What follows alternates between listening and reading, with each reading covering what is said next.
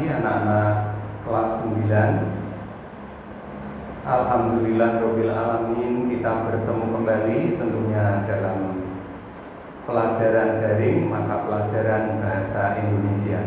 Bagaimana kabar kalian hari ini anak-anak? Semoga kalian baik-baik semua. Anak-anak, meskipun kita tidak bisa bertemu secara langsung, saya berharap kalian tetap semangat ya anak-anak untuk selalu mengikuti pelajaran daring pada pagi hari ini. Baik anak-anak, sebelum kita mulai pembelajaran hari ini, seperti biasa kita akan berdoa terlebih dahulu. Berdoa dimulai. Berdoa selesai. Anak-anak, pembelajaran pada pagi hari ini kita akan mempelajari materi teks diskusi.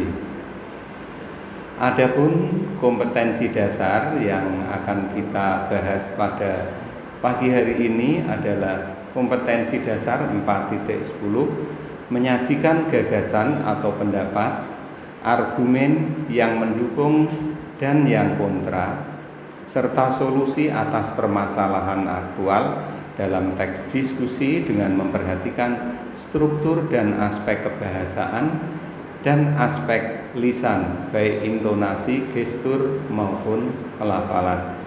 Adapun indikator yang kita pelajari adalah menjelaskan aspek kebahasaan teks diskusi.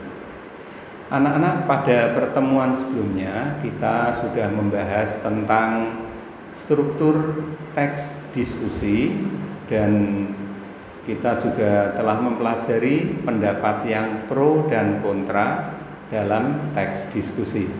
Nah, anak-anak, untuk pertemuan kali ini yang akan kita pelajari adalah masalah kebahasaan dalam teks diskusi. Yang dimaksud dengan teks diskusi, kemarin anak-anak sudah mengetahui, dan untuk kali ini kebahasaan dalam teks diskusi.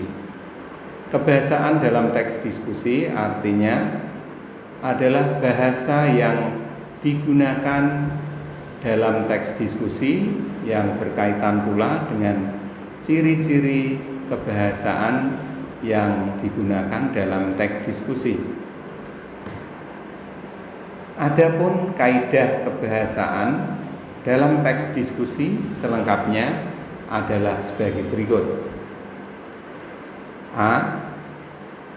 Menggunakan kata penghubung atau konjungsi pertentangan. Konjungsi pertentangan ada beberapa contoh, misalnya melainkan, sedangkan, namun, akan tetapi, dan yang lain-lain. B. Menggunakan kata penghubung yang menyatakan alasan, seperti sebab, karena, oleh sebab itu, oleh karena itu.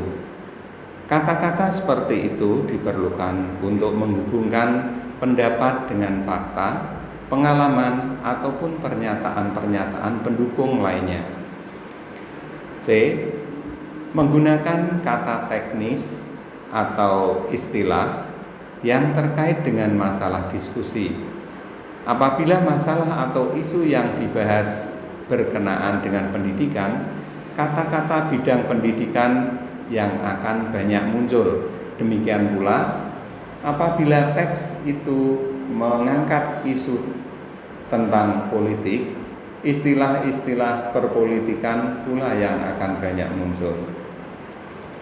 Ciri yang berikutnya atau keempat atau D, yaitu menggunakan kata-kata persuasif untuk mendapatkan persetujuan khalayak atau peserta lain. Misalnya, kehendaknya, sebaiknya, perlu, diharapkan. E. Menggunakan kata kerja mental untuk menggambarkan keadaan suatu pemikiran atau perasaan. Misalnya, kehendaknya, sebaiknya, perlu, diharapkan.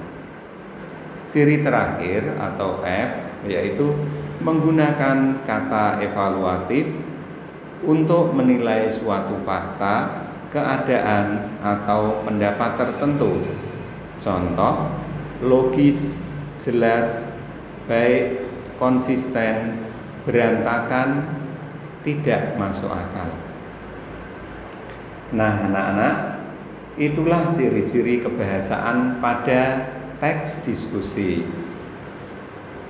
Saya berharap kalian bisa memahami ciri-ciri atau kebahasaan teks diskusi. Untuk selanjutnya, sebagai tugas pada hari ini, silakan anak-anak membaca buku paket halaman 135. Kemudian tuliskan ciri-ciri kebahasaan yang ada pada teks tersebut, dan jangan lupa tulis pula contohnya. Anak-anak, demikianlah pembelajaran kita pada pagi hari ini. Semoga pembelajaran yang singkat ini ada manfaatnya bagi kalian, sehingga bisa memahami materi dengan baik dan benar.